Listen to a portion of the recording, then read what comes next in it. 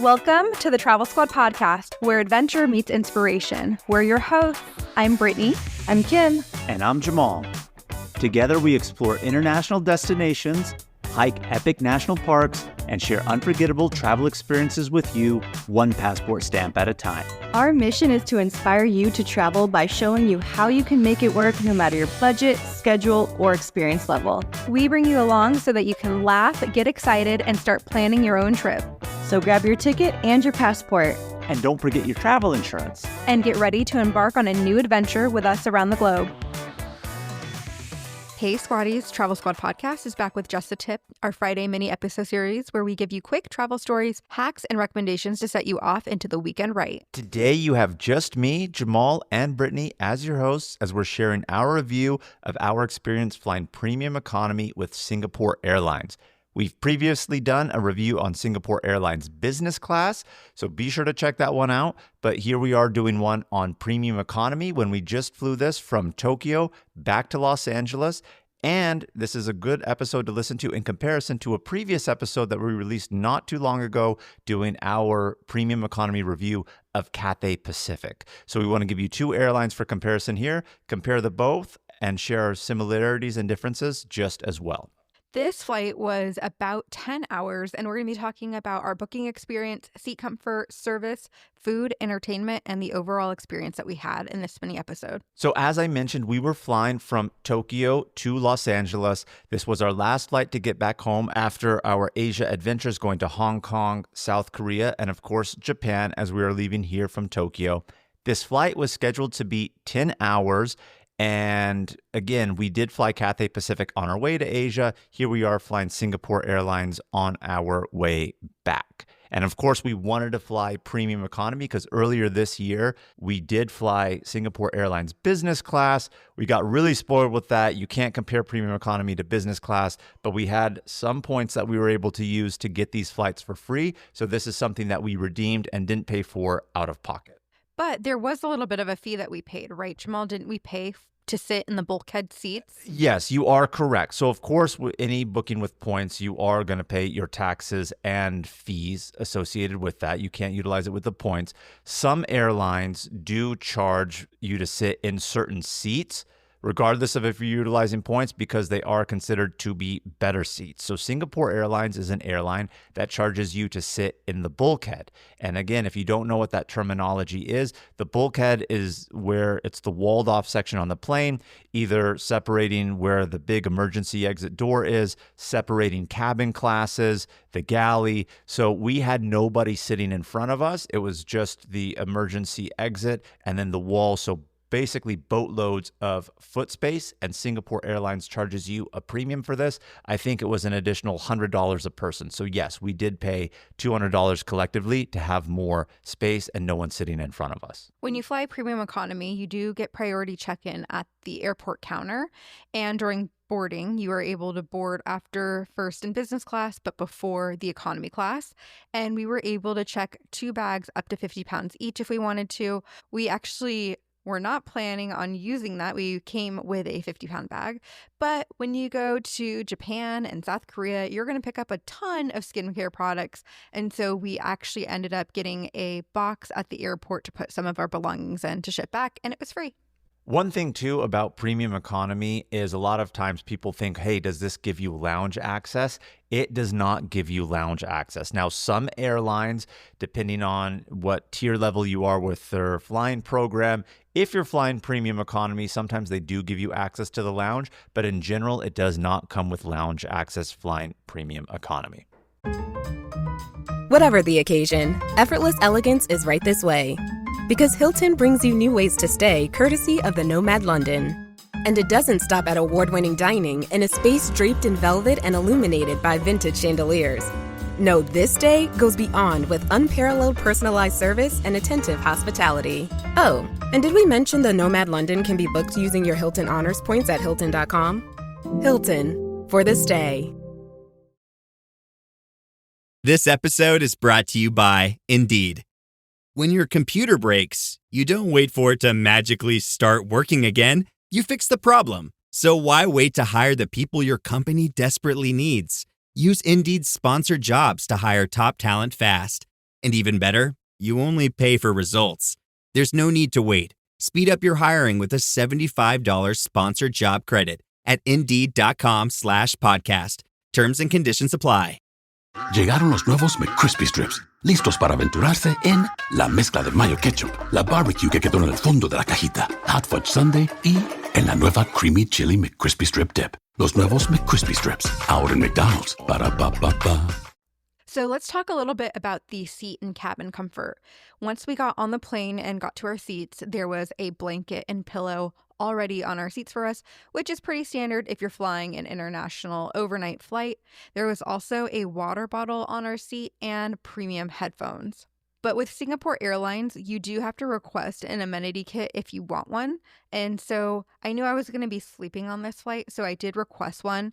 And when I did that, they also brought one for Jamal just as well, even though he did not request one in that time. And the seat layout of our plane in premium economy was a 242. Back in regular economy, it was a 343. I mentioned this on our Cathay Pacific review of premium economy, and I'm going to say it again here. You can see that they have one less seat on each side. That basically means you do have more space with your seat, armrest wise. So cutting out those two seats gives you a little bit more space. It's not anything luxurious, but of course, over the long haul of a flight, that extra space really leads to a lot more comfort and does make a difference. And I'm going to talk a little bit about the pros and cons of the seat. So the seat pitch, which is the space between the seats, is 38 inches, which is a little bit less than what we were getting on Cathay Pacific.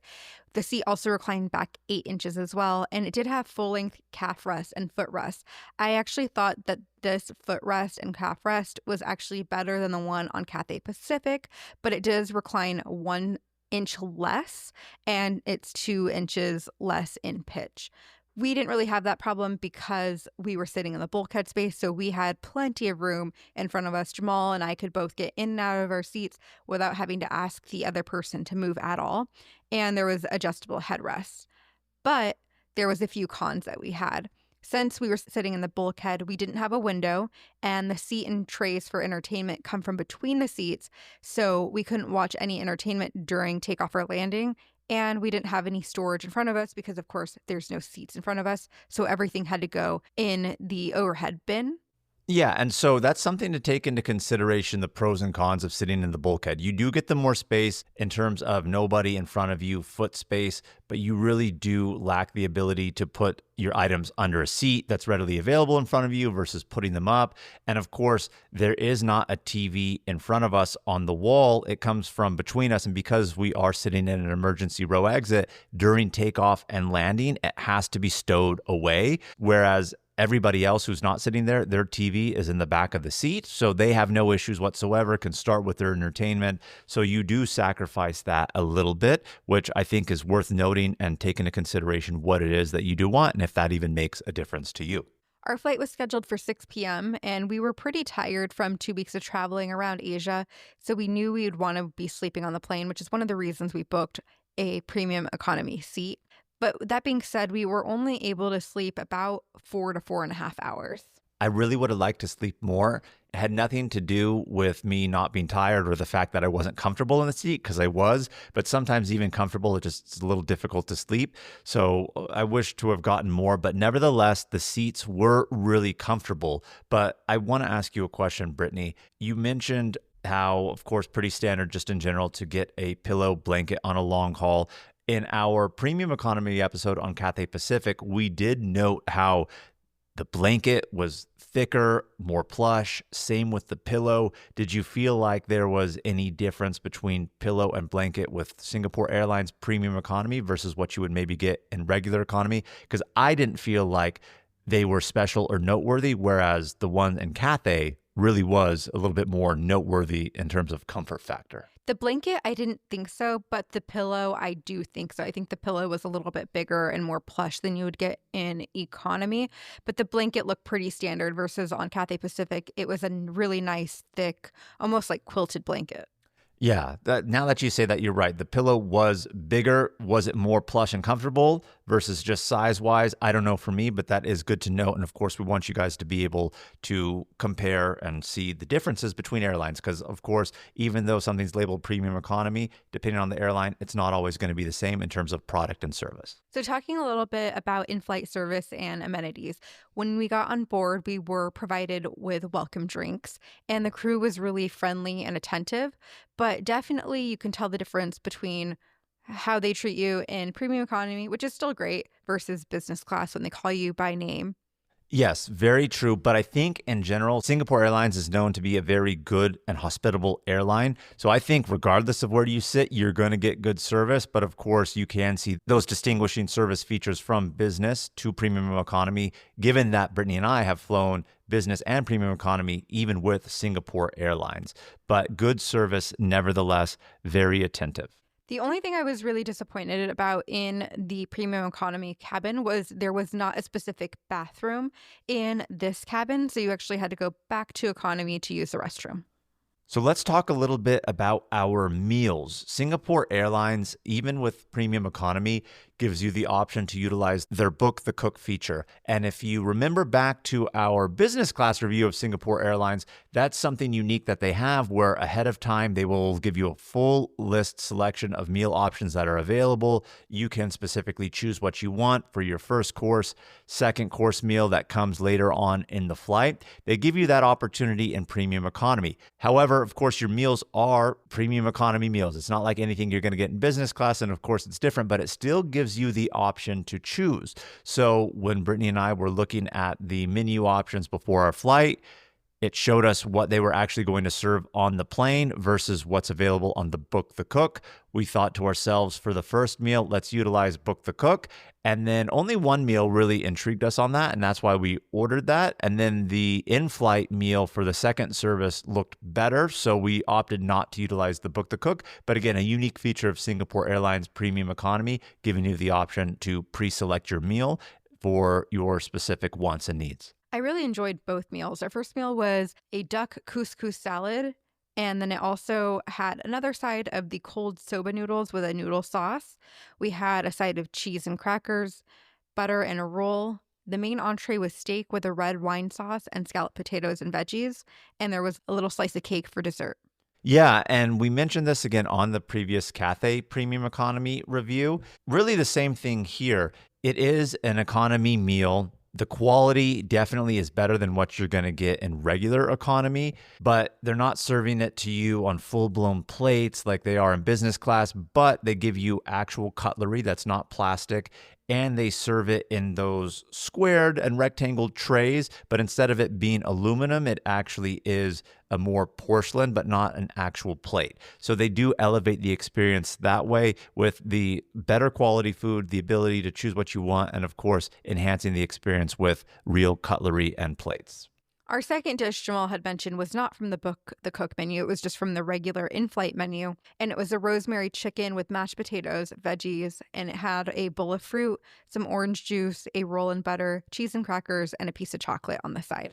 I don't know what it is, but the cheese and crackers were really good. They used a really good brie cheese, and I don't know what it was. Maybe I was just in the mood for cheese and crackers. Maybe it's just because I love brie, but One of them was a Gouda. I'm not sure which flight, but one flight was a Gouda, a soft Gouda.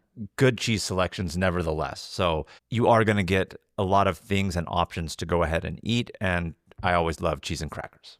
They had a normal beverage selection, plus, of course, your wine, hard alcohol, non-alcoholic beverages. If you're flying business class, of course, they use a lot more high-end, champagne, liquor, things of that nature. They do not use anything different than what they would give you in normal economy. So nothing special on higher quality liquor in that aspect.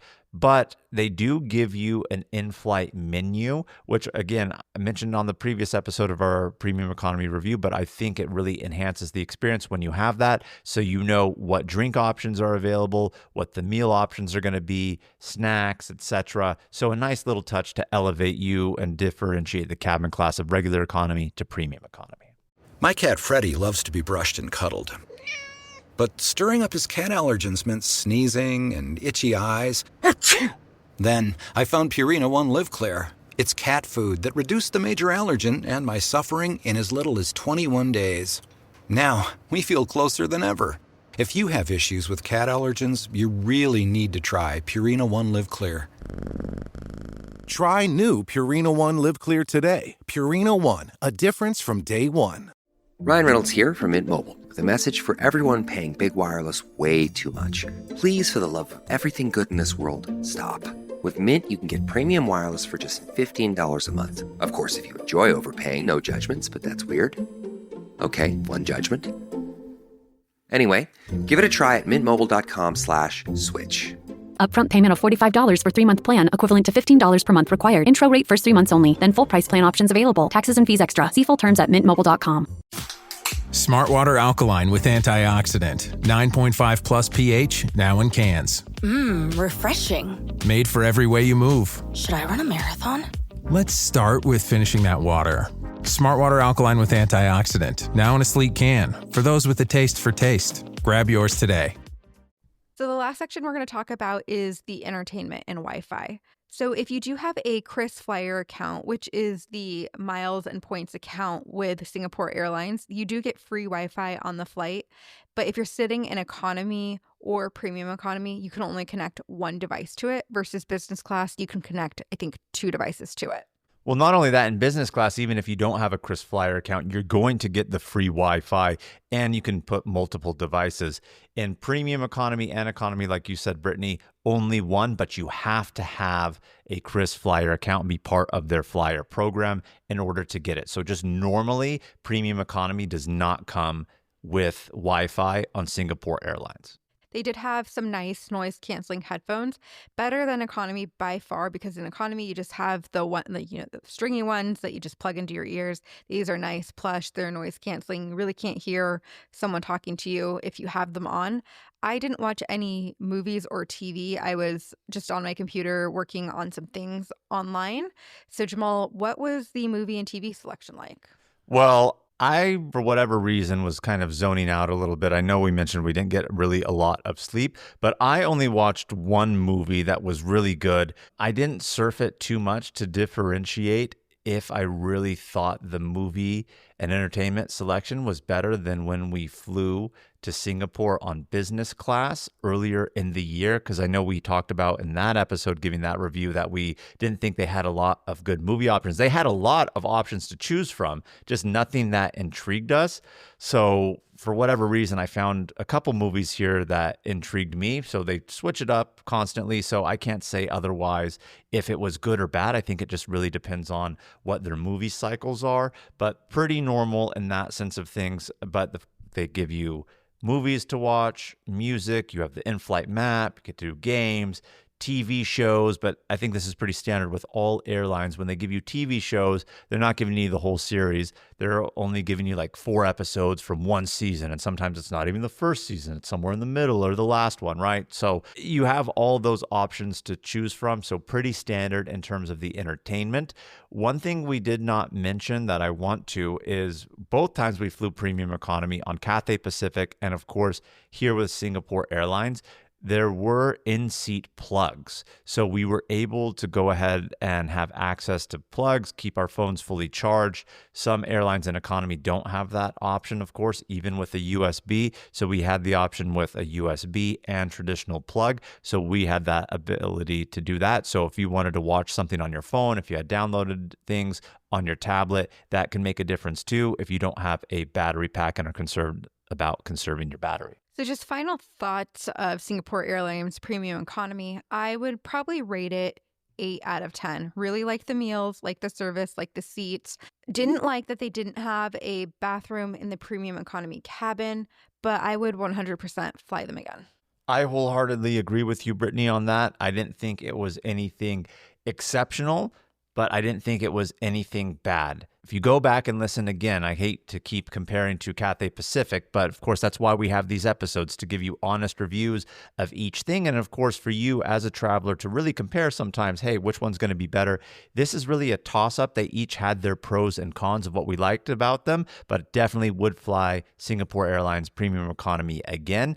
Premium economy is something I would probably only utilize points for if I didn't have enough for business class. The price point difference of if you were paying cash from economy to premium economy, even though you are more comfortable in the seats. I will not dispute that, minus the comfort aspect. I don't know if it's worth that price point difference unless it happens to be a very minimal spread. So do keep that in mind. But point-wise, I would for sure fly Singapore Airlines Premium Economy again. And that's all that we have for you guys. So thank you so much for tuning in to Just the Tip. Make sure to subscribe, leave a review, and follow us on all the socials at Travel Squad Podcast. And have fun traveling this weekend. Bye, Bye Squaddies. Squaddies.